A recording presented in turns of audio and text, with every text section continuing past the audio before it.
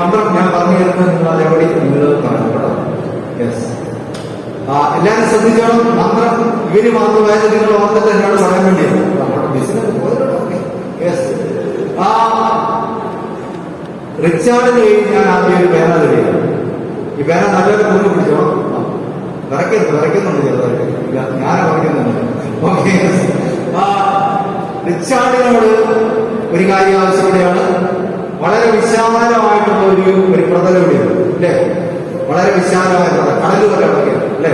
നമ്മൾ പലപ്പോഴും കടലിലെ എന്താണ് ഒരു ഉപമ പറഞ്ഞാണ് നമ്മുടെ ജീവിതം എങ്ങനെയാണ്? കടലിലെ മത്സ്യം പോലെ. എന്താ റിച്ചാർഡ് പറഞ്ഞ മത്സ്യം പോലെയാണ്. ഞാൻ മത്സ്യമാവും, റിച്ചാർഡ് വേറെയാവും. അപ്പം കടൽ അതിനേക്കാൾ ചേർന്നു, വണ്ടിയേക്കാൾ ചേർന്നു. അപ്പൊ മത്സ്യം പോലെയാണ് നമ്മൾ അല്ലേ? അപ്പൊ റിച്ചാർഡ് ഒരു കാര്യം ചെയ്യാൻ പോവാണ്. ഈ വലിയ പ്രതലത്തിൽ ഒരു സ്ഥലത്ത് കൊണ്ടുപോയി റിച്ചാർഡിന് ഏറ്റവും ഇഷ്ടപ്പെട്ട ഒരു സ്ഥലത്ത്, അധികാരം കാണുക, നോട്ട് ചെയ്യണ്ട, നിങ്ങൾ നോക്കുന്നുണ്ടോ? അതാരെങ്കിലും പോയി ഒരു ചെറിയ പൊട്ടിട്ട് പെട്ടെന്ന് എവിടെയും എല്ലാവരും ഒന്ന് ശ്രദ്ധിച്ചോട്ടോ. റിച്ചാർഡ് എവിടെയാണ് ഈ പൊട്ടിടുന്നതെന്നൊന്ന് ശ്രദ്ധിച്ചോണം. ഒരു വട്ടം വരച്ചേക്ക് അധികം പ്രത്യേകമാക്കരുത്, കാരണം അവിടെ ഇനിയും നമുക്ക് യെസ് അതിന്റെ അവിടെ ഒരു വട്ടം കൂടെ വേണ്ട, മതി സമയങ്ങളല്ല. ഇനി ആദിത്യന്റെ ഊരാണ്. ആദിത്യൻ എന്ന് പറയുന്ന വാക്കിന്റെ അർത്ഥം എന്താണെന്നറിയോ? സൂര്യൻ. ഇതൊക്കെ വേണം അറിയാം നമുക്ക്. അപ്പൊ ആദിത്യൻ പോയി ഇനി ഒരു വട്ടം പറയുന്നത് സൂര്യന്റെ വട്ടം പോലെ അത്ര വലുതല്ല, ചെറുതല്ല.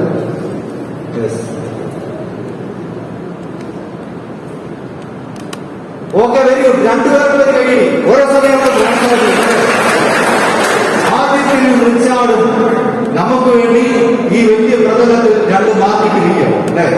എന്റെ നിങ്ങളുടെ ജീവിതം ഇതുവരെയാണ് അല്ലെ? വലിയൊരു പ്രതലം, ലോകമായ സ്ഥലത്ത് ഒരു പ്രതലത്തിൽ നമ്മൾ ചെറിയൊരു മാർക്കാണ്. ഇനി ഞാൻ റിച്ചാർഡാണല്ലോ ആദ്യമായിട്ട്. റിച്ചാർഡിനോട് ഞാൻ ആവശ്യപ്പെടുന്നു, റിച്ചാർഡിന് പറ്റുന്നതിന്റെ മാക്സിമം ഉയരും ഒരു കുട്ടികൾ, മാക്സിമം ഉയരും. റിച്ചാർഡ് ഇട്ട ആ നേരത്തെ ഡോട്ടിന്റെ അതിനോട് ചേർന്ന് മാക്സിമം ഉയരത്ത് കിട്ടും. റിച്ചാർഡിനൊന്ന് പ്രോത്സാഹിപ്പിക്കാൻ കഴിയുമെങ്കിൽ പ്രോത്സാഹിപ്പിക്കാം. മാക്സിമം ഉയരത്ത് ചാടി നോക്കണ്ടായിരിക്കും, കൈകൊണ്ടെത്തുന്ന മുടിയായിരിക്കും. എവിടെയാ പൊട്ടിട്ടെന്ന് മറന്നുപോയി. ഇതാണ് സാരമില്ല, അപ്പുറത്തെ സൈഡിലാണ് ഞാൻ നോക്കുന്നു. ഇവിടെ ആ സൈഡിലാണ്, ഇതവിടെ. നേരെ ഇട്ടോ ചാടിയിടരുത്, കൈകൊണ്ട് മാക്സിമം എത്താവുന്നതിന്റെ. ഇനി ചാടുവാണെ ചാടിക്കോ, എനിക്ക് വിനോദം താഴത്ത് വരുന്നു അവിടെ ഇട്ടു അല്ലേ? ഓക്കെ, ഇനി ആദ്യത്തിനെ പ്രോത്സാഹിപ്പിക്കാം.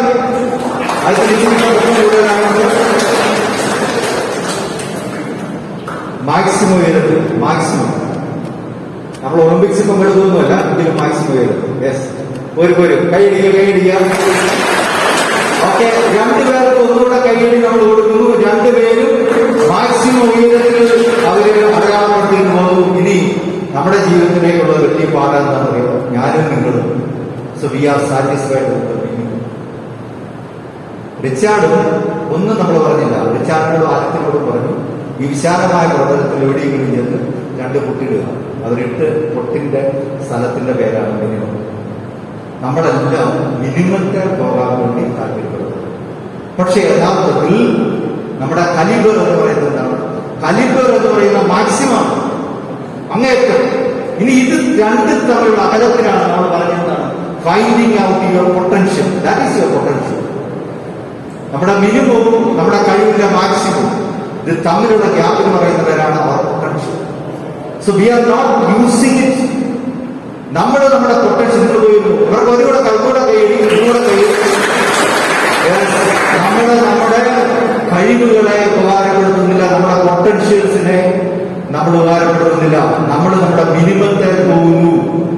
മിനിമത്തെ പോകുന്ന ഒരുപാട് യുവതി യുവാക്കളുള്ള സ്ഥലത്തിന്റെ പേരാണെന്ത്? മിനിമത്തെ പോകുന്ന ഒരുപാട് യുവതി യുവാക്കൾ അധിവസിക്കുന്ന ഒരു സ്ഥലത്തിന്റെ പേരാണ് ഡാഷ്. ഏതാണ് നിങ്ങൾക്ക് പറയാം, നിങ്ങൾക്ക് ഇഷ്ടമുള്ള സ്ഥലം. ഈ ഗ്രൂപ്പ് എന്താ പറയുന്നത്? രാമപുരം. അയ്യോ, രാമപുരക്കാർക്ക് നാട്ടിലാണ്. രാമപുരമല്ല, എവിടെയാണ്? പൊതുവെ പറഞ്ഞ കേരളം. ഇവിടെ പറഞ്ഞു ഒരേ ഗ്രൂപ്പ് കേരളം. കാരണം നമ്മുടെ ഇവിടെയുള്ള ആളുകൾ, അതായത് അമേരിക്കയിലെ സിലിക്കൺ വാലി എന്ന് പറയുന്ന സ്ഥലത്തേക്കാൾ കൂടുതൽ അഭ്യസ്ത വിദ്യയിലുള്ള സ്ഥലമാണ് ഏത്? അമേരിക്കയിലെ സിലിക്കൺ വാലി എന്ന് പറയുന്ന സ്ഥലത്തേക്കാൾ കൂടുതൽ അഭ്യസ്തവിദ്യയിലുള്ള PG പാസ്സായിട്ടുള്ള ആളുകൾ അധിവസിക്കുന്ന സ്ഥലമാണ് കേരളം. കേരളത്തിൽ ഏറ്റവും കൂടുതൽ, ഇന്ത്യയിലെ തന്നെ ഒരുപക്ഷെ ലോകത്തിലെ തന്നെ ഏറ്റവും കൂടുതൽ അഭ്യസ്തവിദ്യരായ സ്ത്രീകൾ താമസിക്കുന്ന സ്ഥലത്തിന്റെ പേരാണ് മീനച്ചിൽ താലൂക്ക്. പക്ഷെ നമ്മൾ ആരും വി ആർ നോട്ട് എക്സലിംഗ് അവേഴ്സ്. നമ്മളൊന്നും ഉയരങ്ങളിൽ എത്തുന്നില്ല. നമ്മുടെ കഴിവുകളെല്ലാം നാടുകൾ നമ്മൾ തീർത്തുകയാണ്. മിനിമത്തേലെല്ലാം പോകുന്നു. നമ്മുടെ പകുതി പോലും സാക്ഷരതയില്ലാത്ത ബീഹാറിലാണ് ഏറ്റവും കൂടുതൽ IAS വരുന്നത്. ഓക്കെ, അപ്പൊ നമ്മുടെ പൊട്ടൻഷ്യലിലേക്ക് നമ്മളെ എത്തുന്നതിൽ നിന്ന് തടയുന്നത് എന്തെല്ലാം കാര്യങ്ങളാണ്? നിങ്ങളുടെ ഗ്രൂപ്പുകൾക്ക് ഉത്തരം പറയാം. നമ്മുടെ സാധ്യതകളെ മാക്സിമത്തിലേക്ക് എത്തുന്നതിൽ നിന്ന് തടയുന്നത് എന്തെല്ലാം കാര്യം? നമ്മളിനി വളരെ 1-2 ഗെയിമിലേക്ക് പോവുകയാണ്. അതിന് മുമ്പ് ചെറിയ കാര്യങ്ങളൊക്കെ നിങ്ങളുടെ ചിന്ത വരാൻ വേണ്ടി നമ്മുടെ സാധ്യതകളെ മാക്സിമത്തിലേക്ക് എത്തുന്നതിൽ നിന്ന് നമ്മളെ തടയുന്ന കാര്യങ്ങളാണ് എന്താ? ഞാൻ മൈക്കുമായിട്ട് അടുത്ത് വരുന്നതോറും ടെൻഷൻ കൂടി വരുന്ന ആൾക്കാരെ അവിടെ കാണാം. ഒന്നുമില്ല, BCA-ക്കാരാണ് നിങ്ങൾ അല്ലേ? അതിന് മാത്രം ടെൻഷൻ അടിക്കാവുന്നില്ല. പെട്ടെന്ന് നിങ്ങൾക്ക് അറിയാവുന്ന ഉത്തരങ്ങളെല്ലാം പറഞ്ഞോളൂ. എന്താണ് നമ്മളെ തടയുന്ന കാര്യം?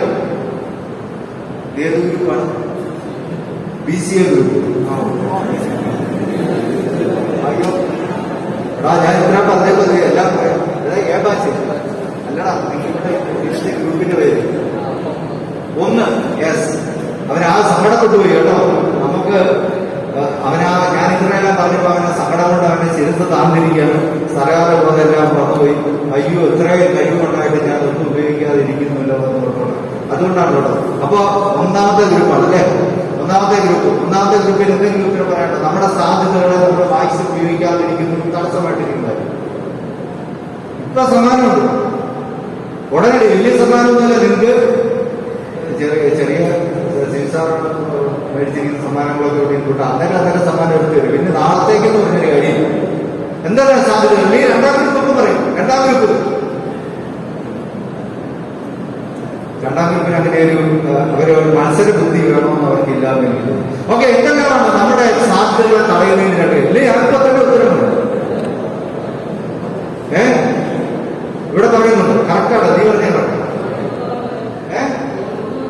കറക്റ്റ്. നിന്റെ പേരെന്താണ്? ആൽവിൻ. കറക്റ്റാണ് ഉത്തരം പറഞ്ഞത്. കൈയിടിച്ച് ആൽവിൻ കറക്റ്റായിട്ട്. ഒന്നാമത്തെ കാര്യം ഫിയർ കോംപ്ലക്സ്. ഞാൻ പരാജയപ്പെട്ടു എന്നുള്ള എന്റെ പേടി, ഫിയർ കോംപ്ലക്സ്. രണ്ടാമത്തെ എന്താന്ന് പറയാമോ? രണ്ടാമത്തെ എന്താണ്? സാറേ മുമ്പത്തെ സ്ലൈഡായിരുന്നു. ഓക്കെ, മുമ്പൊരു സ്ലൈഡില്ലായിരുന്നു. വേണ്ട അയ്യോ യെസ്. രണ്ടാമത്തെ എന്താണ്? രണ്ടാമത്തെ ഇവിടെ ആരാണ് പോകുന്നത്? അവന് ചെവി പറയാൻ മാത്രമല്ല, ബന്ധിക്കാനോ ഇല്ല. എന്നാലും നീ പറഞ്ഞു, നീ ധൈര്യമായിട്ട് പറഞ്ഞു. ചെവി പറഞ്ഞ് ശരിയായിരിക്കണം. ഒന്നും പറഞ്ഞില്ല. എന്താണ്? മടി, ലേസിനെസ് അല്ലേ? ലേസിനെസ് പ്രധാനപ്പെട്ട ഒരു കാര്യമാണ്. ലേസിനെസ്. എന്റെ മടി എന്റെ സാധ്യതകളിലേക്ക് ഉയരുന്നതിൽ തന്നെ തടയും അല്ലേ? മടി, ഫിയർ. പിന്നെ ഇതിനോട് ചേർത്ത് നമ്മുടെ ഇൻഹിബിഷൻ, അപകർഷണാബോധം, അത് ഫിയർ ഒരുമിച്ച് പോകാം അല്ലെ? അപ്പൊ രണ്ട് കാര്യം. ഒന്ന് എന്റെ ഉള്ളിൽ നിന്നാണ്, എന്റെ ഉള്ളിൽ നിന്ന് എന്നെ വലിക്കുന്നു. ഞാൻ ഓർക്കുന്നുണ്ട് കുറച്ചു കാലം മുമ്പ് ഞാൻ നിങ്ങൾ അവതരിപ്പിച്ചു പറഞ്ഞല്ലോ, യൂത്ത് ഡയറക്ടറായിരുന്നു പാലായിട്ട്. യൂത്ത് ഡയറക്ടറായിരുന്ന സമയത്ത് നല്ല കഴിവുള്ള ഒരു പയ്യനുണ്ട് എന്ന് പറഞ്ഞാൽ എനിക്കറിയാം. അവനെ ഓരോരുത്തരെ കാണുമ്പോൾ നമുക്കറിയാം അവരുടെ പൊട്ടൻഷ്യൽ എന്തുമാത്രം ഉണ്ടോ നമുക്കറിയാം. ഇവൻ എവിടം വരെ ചെല്ലും എന്ന കാര്യം നമുക്ക് പെട്ടെന്ന് ഒരാളെ കണ്ടു കഴിഞ്ഞാൽ നമുക്ക് മനസ്സിലാക്കും. ഇപ്പൊ നല്ല കഴിവുള്ള ഒരു പയ്യനാണ്. പക്ഷേ ഇവര് ഓഫീസിൽ ഞങ്ങൾ ഇരിക്കുന്ന സമയത്ത് ഒരു പാടുന്ന പാട്ടിനൊപ്പം ആർക്കും പാടാൻ പറ്റില്ല. സൂപ്പർ പാട്ട്, ക്ലാസിക്കലാട്ടോ. പക്ഷെ സ്റ്റേജിൽ ഇവരൊരു കാര്യം ചെയ്യും. ഇവര് നല്ല ഭാഷയുണ്ട്. പക്ഷെ ഒരു സെന്റൻസിന് ഒരു ആശംസയോ ഒരു സാധ്യത ഒന്നും പറയാം. അപ്പൊ അങ്ങനെ ഇരിക്കുമ്പോൾ ഞാൻ ഓർത്തു, എന്നെ ഈ പയ്യൻ ഇതുപോലെ ഇങ്ങനെ പെരുമാറും. ഇവനോട് പല പ്രാവശ്യം ഞാൻ പ്രോത്സാഹനം ചെയ്യുന്നില്ല. ഞാൻ ഒരു കാര്യം ചെയ്തു, ഞാൻ ഇവന്റെ വീട്ടിലൊന്ന് പോയിട്ട് ഞാനൊരു ദിവസം ഇവന്റെ വീടിന്റെ സ്ഥലമൊക്കെ ഒന്ന് കണ്ട് അറിഞ്ഞതിന് ശേഷം ഏകദേശം വീട്ടിൽ പോയി അപ്രതീക്ഷിതമായിട്ട് ഇവനെ ഞാൻ വിളിച്ചു. ഇവിടെ എവിടെയും പറയാന്ന് ചോദിച്ചു. പറഞ്ഞു ഞാൻ വീട്ടിലുണ്ട് എന്ന് പറഞ്ഞു. നീ വീട്ടിലുണ്ട്, ഇപ്പൊ അറിയാൻ വേണ്ടിയാണ്, ഇവിടെ വന്നില്ലല്ലോ എന്ന് അറിയാൻ വേണ്ടിയാണ്.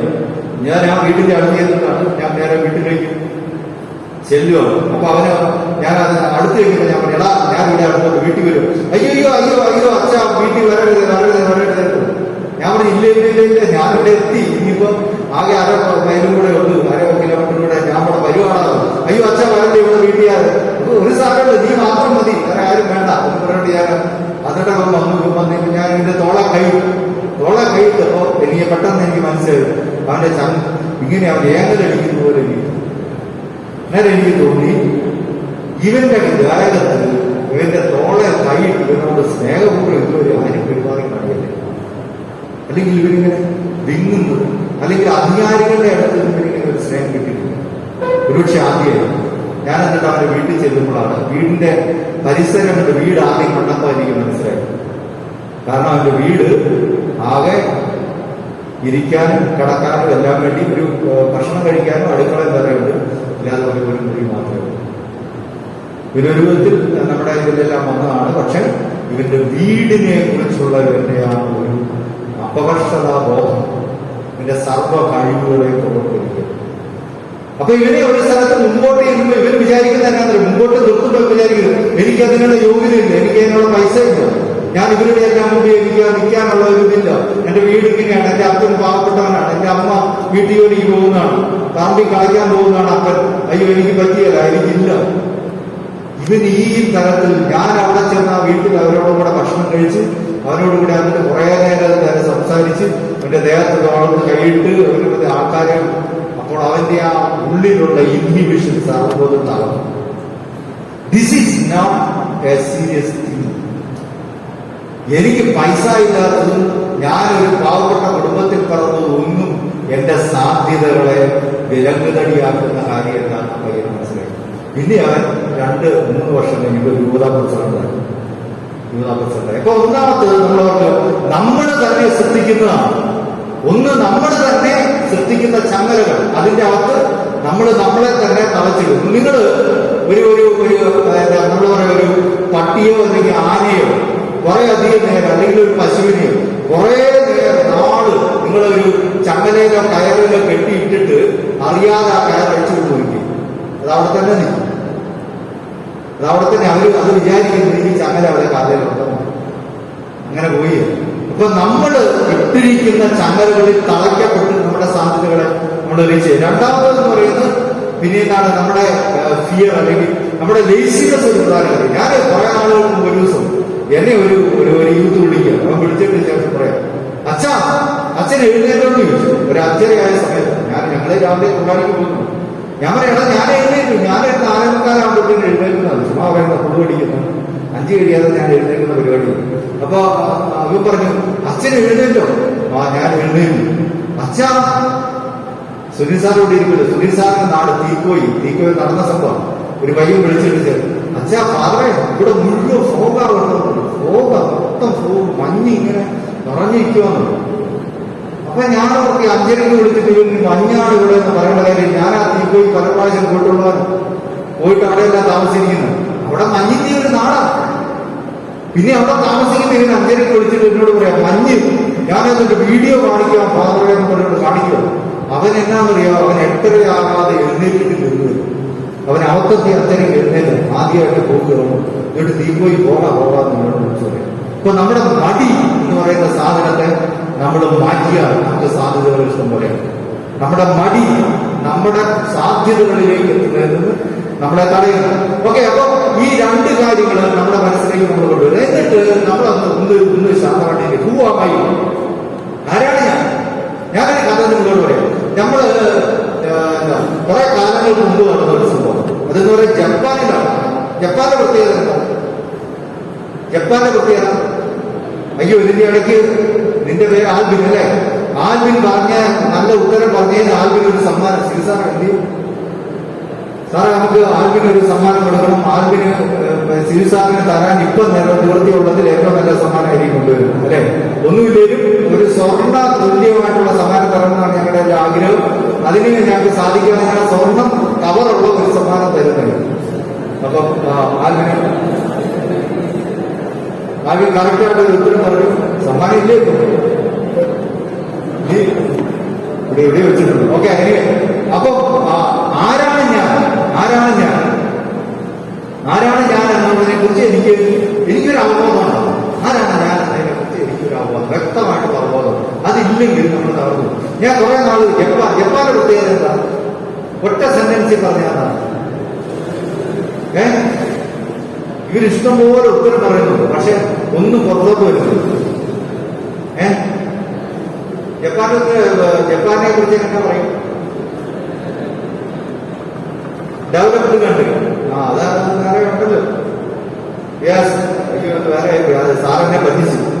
ഞാൻ സ്വർണ്ണമൊക്കെ അപ്പൊ ആദ്യം മുമ്പോട്ട് ആദ്യം കൈയടി വിളിക്കും. ജപ്പാന്റെ പ്രത്യേകത എന്താ?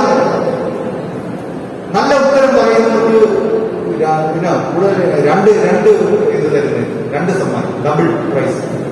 ജപ്പാനെ കുറിച്ച് ഒരു സെന്റൻസ് നല്ലതുപോലെ പറയാൻ പറ്റും ആരെങ്കിലും? ജപ്പാന്റെ പ്രത്യേകത സമയം കളയാത്ത പെട്ടെന്ന് ആദ്യം പറയട്ടത്തും പറയണം. ഗ്രൂപ്പിനെല്ലാം അവസാനം നമ്മൾ ഓവറോൾ ചാമ്പ്യൻഷിപ്പ് ഉണ്ട് കേട്ടോ. ഗ്രൂപ്പിന് സമ്മാനം ഇതെല്ലാം നോട്ട് ചെയ്യുന്നതാണ്. എന്താണ് ജപ്പാന്റെ പ്രത്യേകത? എന്താണ് ജപ്പാന്റെ പ്രത്യേകത? ചുരുക്കത്തിൽ ഒരു ആകർഷകമായിട്ട് തന്നെ ഒരു സാഹിത്യ ഭാഷ എന്ന് പറഞ്ഞാൽ ഫീനിക്സ് പക്ഷിയെ പോലെയുള്ള ഒരു രാജ്യം, തകർക്കാൻ പറ്റാത്ത രാജ്യം, ആരും വിചാരിച്ചു പരാജയപ്പെടാൻ മനസ്സില്ലാത്ത രാജ്യം. എത്ര പ്രാവശ്യം തകർത്താലും അതിന്റെ ഇരട്ടി എനർജിയോടുകൂടി ഉയർത്തെഴുന്നേൽക്കുന്ന രാജ്യം. ഇതെല്ലാമാണ് ജപ്പാൻ എന്ന് പറയുന്നത്. ഇതെല്ലാം ജപ്പാനിലെ ഒരു സംഭവം. എനിക്ക് ആരാണ് ഞാൻ എന്നതിനെ കുറിച്ച് എനിക്ക് ബോധ്യപ്പെടുന്നുണ്ടാവും. ഇപ്പൊ കുറെ കാലങ്ങൾക്ക് മുമ്പ് നടന്ന സംഭവമാണ്. നമ്മുടെ ഇവിടെ സിൽവർ ലൈൻ ഇപ്പം വരുന്നുണ്ട് അല്ലെ, കേരളത്തിൽ അതിനുവേണ്ടിയുള്ള ഇതെല്ലാം വരും. ഇപ്പൊ ജപ്പാനിൽ ഇതിനൊക്കെ ഒരുപാട് കാലങ്ങൾക്ക് മുമ്പ് അവിടെ വിശാലമായിട്ടുള്ള റോഡുകളും റെയിൽവേ പാതകളും എല്ലാം നടത്തിവിടും. ഇപ്പൊ അങ്ങനെ വരുമ്പോൾ ഒരു ദിവസം ഈ ഗവൺമെന്റ് നോക്കുമ്പോൾ ഒരു സ്ഥലത്തൂടെ ഈ വലിയ വിശാലമായ വഴി പോകുന്നത് ഒരു ബുദ്ധക്ഷേത്രത്തിന്റെ നടുക്കൂടിയാണ്. ആ ബുദ്ധക്ഷേത്രത്തിന്റെ ഒരു പ്രത്യേകത എന്താണെന്ന് വെച്ചാൽ അവിടെ സർവ്വജനങ്ങളും ആദരിക്കുന്ന ഒരു ബുദ്ധ പ്രതിമയുണ്ട്. നമ്മളിപ്പോ കഴിഞ്ഞ ദിവസം കണ്ടു അമേരിക്കയിലെ കാനഡയിൽ വലിയൊരു ബുദ്ധന്റെ പ്രതിമ വരികയാണ്. അവിടെ ബ്രസീൽ നമുക്കറിയാം ലോകത്തിലെ മഹാത്ഭുതങ്ങളിൽ ഒന്നായിട്ടുള്ള ക്രൈസ്ത ഡ്രീമർ എന്ന് പറഞ്ഞാൽ കൈവിരിച്ച് അനുഗ്രഹിക്കാൻ നിൽക്കുന്ന ക്രിസ്തുവിന്റെ ഇതുള്ള പ്രതിമയുള്ള സ്ഥലമാണ്. അതിന് തൊട്ടടുത്തായിട്ട് ബുദ്ധന്റെ പ്രതിമ വരികയാണ്. അപ്പൊ ഇതുപോലെ ഒരു പ്രതിമ അവിടെയുണ്ട്. പക്ഷെ ഈ വഴി വരുന്നത് ഈ പ്രതിമയുടെ നടുക്കൂടെയാണ്. അപ്പൊ അവര് സൈനികരെല്ലാം വന്നിട്ട് പറഞ്ഞു, ഇപ്പൊ വഴി നമ്മുടെ വിശാലമാക്കാൻ പോവാണ്, വഴി വിശാലമാക്കാൻ പോവാണ്, നിങ്ങൾ സഹകരിക്കണം, സന്യാസിമാർ സഹകരിക്കണം, ഈ പ്രതിമ ഇവിടെ എടുത്ത് മാറ്റണമെന്ന് പറഞ്ഞു. അപ്പൊ അവര് പറഞ്ഞു, ഇല്ല, ഞങ്ങളിത് ഇവിടെ അനേകായിരം ലക്ഷക്കണക്കിന് ആൾക്കാർ വന്ന് ആരാധിക്കുന്ന ഈ പ്രതിമയാണ്, ഇത് ഇവിടെ നിന്ന് മാറ്റാൻ പറ്റില്ല. അപ്പൊ അവര് പറഞ്ഞു, സൈനികരോട് ദയവായിട്ട് സഹകരിക്കണം. നമുക്കറിയാം ഇന്ന് തുമ്പ റോക്കറ്റ് വിക്ഷേപണം എന്തിനിരിക്കുന്ന സ്ഥലം എന്ന് പറയുന്നത് അത് ബിഷപ്സ് ഹൗസ് ആയിരുന്നു, തിരുവനന്തപുരം ബിഷപ്സ് ഹൗസ് ആയിരുന്നു. അപ്പൊ അന്ന് ശാസ്ത്രന്മാർ വന്നപ്പോൾ അന്നത്തെ ബിഷപ്പ് പറഞ്ഞു, പുരോഗതി ആദ്യം നടക്കട്ടെ, ബിഷപ്സ് ഹൗസ് വേറെ പണിയാണ്, അതുകൊണ്ട് ആ ബിഷപ്സ് ഹൗസിലാണ് തുടങ്ങിയത് ആദ്യത്തെ റോക്കറ്റ് വിക്ഷേപണം എന്തിനും തുടങ്ങിയത് അവിടെയാണെന്ന് നമുക്കറിയാം. അപ്പൊ ഇവര് പറഞ്ഞു, ഒരു കാര്യം ചെയ്യും, സൈനികര് നിങ്ങൾ ഇത് ഇവിടെ മാറ്റി തന്നാൽ എങ്ങോട്ട് വേണേലും. അപ്പൊ അന്ന് രാത്രി എന്ത് ചെയ്തു, വലിയൊരു സൈന്യപ്പട ജപ്പാൻ നമുക്കറിയാം ലോകത്തിലെ ഏറ്റവും ശക്തിമേറിയ ഈ സൈന്യനിര, ഇസ്രായേലും അമേരിക്കയൊക്കെ കഴിഞ്ഞു കഴിഞ്ഞാൽ അങ്ങനെയുള്ള സൈന്യനിര അവർ വന്നിട്ട് ഈ പ്രതിമയുടെ ഒരു പ്രത്യേകത എന്താ ചെയ്ത് കളിമൺ കൊണ്ടോട്ട് പ്രതിമയാണ്. അത് തൊട്ടാൽ അധികം വില പ്രയോഗിച്ച പൊടിഞ്ഞു പോകും. അപ്പൊ പക്ഷേ ഇവര് ഒരു കേട് കൂടാതെ ഈ പ്രതിമ എടുത്ത് മാറ്റുന്ന സമയത്ത് എന്ത് സംഭവിച്ചു, നമ്മുടെ ഇംഗ്ലീഷിൽ പറയുന്നത് റെയിനിങ് ക്യാറ്റ്സ് ആൻഡ് ഡോഗ്സ്. അപ്പോൾ അതിഭീകരമായ ഒരു പണി ഇനി ചെയ്യാനായിട്ട് പറ്റിയത്. അപ്പൊ ഇവര് പെട്ടെന്ന് ചെയ്യാൻ പറ്റുന്ന ഇത്രയുള്ള ആ പ്രതിമ ഒരു സ്ഥലത്ത് വെച്ചതിന് ശേഷം റോഡിൽ നല്ലൊരു പടുതാക്ക് വലിച്ചു കെട്ടി മഴ നനയാൻ പറ്റുന്നത്. അന്ന് അങ്ങനെ ഇവരെല്ലാം പോയി. അന്ന് രാത്രി ഉറങ്ങാൻ നേരത്തെ ഒരു യുവ സന്യാസി, ചെറുപ്പക്കാരനായ സന്യാസിക്ക് ഉറക്കം വരുന്നു. ഈ പ്രതിമയോട് ഭയങ്കര സ്നേഹം ഉണ്ടായിരുന്ന ഒരു സന്യാസി.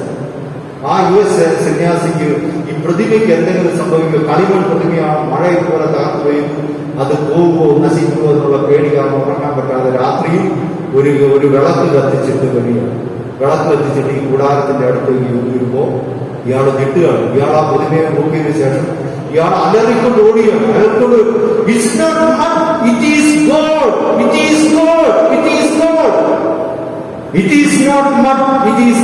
എന്റെ പേരെന്താണ്? Harsha is not mud. Harsha is gold. Harsha is not mud. Harsha is gold. I am not mud. I am gold. ഞാൻ സ്വർണ്ണമാണ്, ഞാൻ മണ്ണല്ല. ഇപ്പൊ നമ്മുടെ പൊട്ടൻഷ്യൽ, നമ്മുടെ ഉള്ളിൽ ഒരു സ്വർണ്ണമുണ്ട്. എന്റെ ഉള്ളിൽ ഒരു സ്വർണ്ണമുണ്ട്, സ്വർണ്ണ വിഗ്രഹമുണ്ട്. ഞാൻ വിചാരിക്കുന്നത് ഞാൻ മണ്ണാണ്, എനിക്ക് കഴിവില്ലെന്നാണ്, ഞാൻ പുറകോട്ട് നിൽക്കുന്നവനാണ്, മറ്റുള്ളവരോട് കോമ്പീറ്റ് ചെയ്യാൻ പറ്റാത്തവനാണെന്നാണ് ഞാൻ വിചാരിക്കുന്നത്. പക്ഷെ അല്ല. So you have to find out the gold in you. നിങ്ങളിലെ സ്വർണ്ണത്തെ കണ്ടുപിടിക്കും. നമ്മൾ അത് സംഭവിച്ചതാണ്. ഈ വലിയ ആക്രമണം ഉണ്ടായ സമയത്ത് അത് ഗോൾഡ് പ്രിയായിരുന്നു. ആക്രമണം ഉണ്ടായ സമയത്ത് ഈ ഭീകരര് ഇത് കൊണ്ടുപോകാതിരിക്കാൻ വേണ്ടി അവരെന്നാ ഈ സ്വർണത്തിന് ചുറ്റും ഈ മണ്ണ് കുഴച്ച് വെച്ച് ആ പ്രതിമയെ അങ്ങനെ കവർ ചെയ്യുന്നു. അപ്പൊ അകത്ത് സ്വർണ്ണമായിരുന്നു. ആൾക്കാരെല്ലാം വിചാരിച്ചത് മണ്ണ് പ്രതിമയാണ്.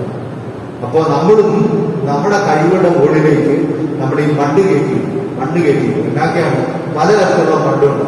നമ്മൾ ചിലപ്പോ ഈ മദ്യത്തിന്റെ ഫണ്ട് കയറ്റിയിടും, മയക്കുമരുന്നിന്റെ ഫണ്ട് കയറ്റിയിടും, നമ്മൾ മൊബൈൽ അഡിക്ഷന്റെ ഫണ്ട് കയറ്റിയിടും.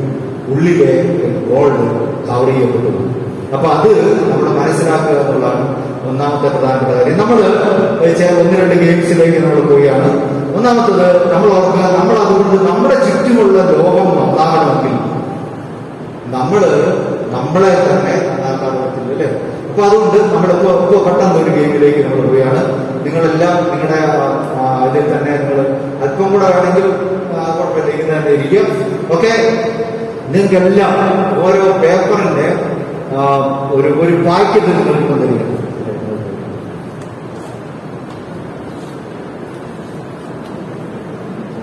ഓരോ ഗ്രൂപ്പിനും ഓരോ പേപ്പർ പാക്കറ്റുകൾ തരികയാണ്. ഓരോ സ്റ്റാപ്പിൾ ചെയ്തിട്ടുണ്ട്. നിങ്ങൾ വലിച്ചു പറിക്കാതെ പതുക്കെ നടത്തിയത് ഓരോ ഗ്രൂപ്പ്. ഞാൻ പറയുമ്പോൾ മാത്രമേ അത് വരുന്നുള്ളൂ. ഒരാൾ കൈപ്പിടിക്കുക, അറ്റത്ത് നിൽക്കുന്ന ആൾ കൈപ്പിടിച്ചാണ് അത് ഏറ്റവും അറ്റത്ത് നിൽക്കുന്നത്. കൺഫ്യൂഷൻ വേണ്ട, ഏറ്റവും അറ്റത്ത് നിൽക്കുന്നത്. ഓക്കെ, 8 ഉണ്ടെന്ന് വിചാരിക്കുന്നു. 8. ഓക്കെ, സ്റ്റാപ്പിൾ ചെയ്തിരിക്കുകയാണ്. അത് വലിച്ചു പറിക്കരുത്, പതുക്കെ സ്റ്റാപ്പിൾ മാറ്റണം. ഞാൻ പറയുമ്പോൾ മാറ്റണം. Okay, ready. ഇനി ഞാൻ പറയുമ്പോ പതുക്കെ സ്റ്റാപ്ലർ മാറ്റുക. അതിനുശേഷം നിങ്ങൾക്ക് 5 മിനിറ്റ് സമയം തരുന്നത്. 5 മിനിറ്റ് സമയം. So you know this is a full paper. Okay, so what is given to you is not piece of papers, but it is a full paper. So it is cut into different pieces, and then now you are asked to reshape it and then make it a full paper. അപ്പൊ നിങ്ങൾക്ക് അത് മനസ്സിലായി. നിങ്ങളുടെ കയ്യിൽ ഒരു paper പല കഷ്ണങ്ങളാക്കി തന്നിരിക്കുകയാണ്. ഓക്കെ, ഇനി നിങ്ങൾ ചെയ്യുന്ന പരിപാടി എന്താണെന്ന് വെച്ചാൽ, നിങ്ങൾ വിസിലടിച്ച് കഴിയുമ്പോൾ നിങ്ങൾ ഗ്രൂപ്പിൽ ഒന്നിച്ച് ചേരുക.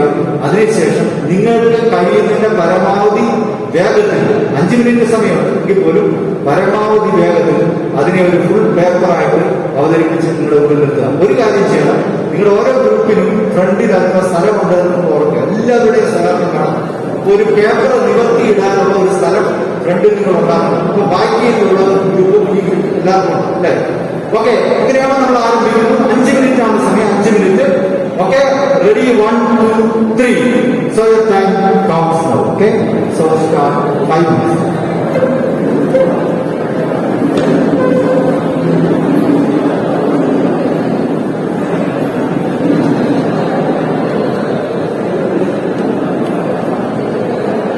നിങ്ങളെല്ലാവരും നിങ്ങൾ ഫ്രണ്ടിലേക്ക് ഇടുക. എന്നിട്ട് ചുറ്റും നിങ്ങൾക്ക് ഇരിക്കാം. ചുറ്റും ഇരിക്കും. ഫ്രണ്ടിലിട്ടിട്ട് ചുറ്റും ഇരുന്ന് നിങ്ങളെ പെട്ടെന്ന് 5 മിനിറ്റ് സമയം. ഏറ്റവും ആദ്യം ചെയ്തു തീരുന്നവർ കൈയടിക്കുക. ഗ്രൂപ്പ് മുഴുവൻ കൈയടിച്ച് 5 മിനിറ്റാണ് സമയം. പക്ഷേ ഏറ്റവും ആദ്യം ചെയ്തു തീർന്നവർക്ക് കൈയടിക്കും.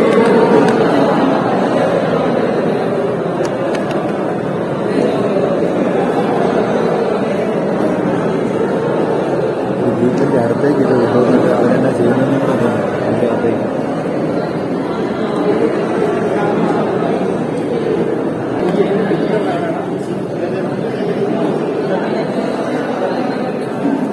വാണിംഗ് വിസിലടിക്കുന്നതായിരിക്കും.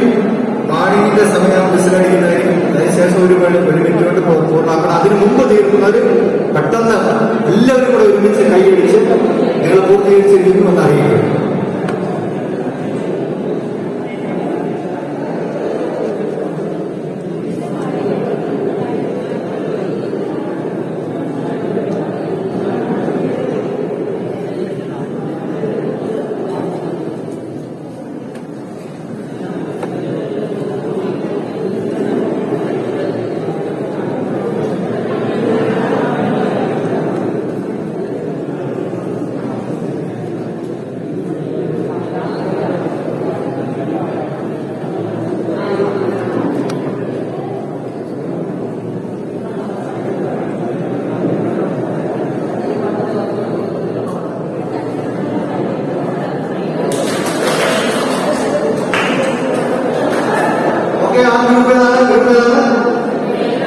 ഗ്രൂപ്പ് നമ്പർ 8 പൂർത്തീകരിച്ചിരിക്കുന്നു. Group number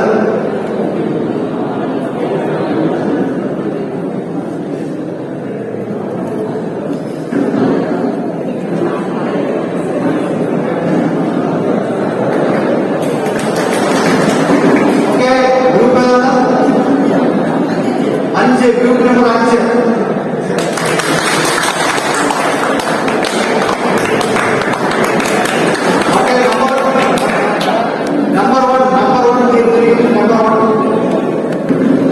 Subscribe now and press the bell icon. Never miss an update.